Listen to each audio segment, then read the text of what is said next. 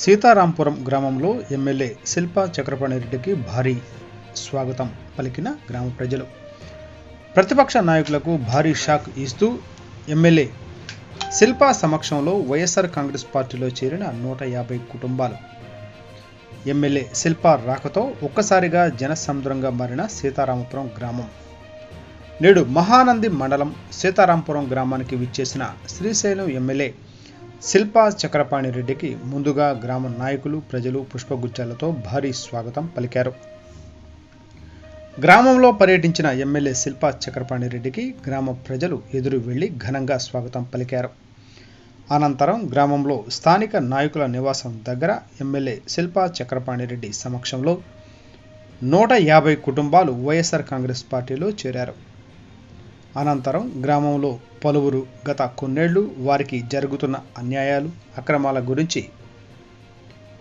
Media ముందుకు వచ్చి వాపోయారు. అనంతరం ఎమ్మెల్యే శిల్పా చక్రపాణి రెడ్డి మాట్లాడుతూ, గ్రామంలో ఎవరికీ భయపడాల్సిన అవసరం లేదని, మీకు ఎటువంటి అవసరం ఉన్నా ఎల్లప్పుడూ ఏ క్షణం అయినా అర్ధరాత్రి అయినా అండగా ఉంటానని భరోసా కల్పించారు. వైఎస్ఆర్ కాంగ్రెస్ పార్టీలో అయినా మన ప్రభుత్వంలో అయినా రౌడీ, దౌర్జన్యం, భూకబ్జాలు, రాజకీయాలకు తావు ఉండవని, ఇకనైనా మానకపోతే అలాంటి వారికి త్వరలోనే తాను స్వయంగా బుద్ధి చెప్పబోతున్నానని ఎమ్మెల్యే హెచ్చరించారు. ఈ యొక్క కార్యక్రమంలో శిల్పా భువనేశ్వర్ రెడ్డి, సీతారాంపురం గ్రామ నాయకులు నార్బోరెడ్డి, జమాల్ రెడ్డి మరియు మహానంది మండల వైఎస్ఆర్సీపీ నాయకులు, కార్యకర్తలు తదితరులు పెద్ద సంఖ్యలో పాల్గొని ఈ యొక్క కార్యక్రమాన్ని విజయవంతం చేశారు.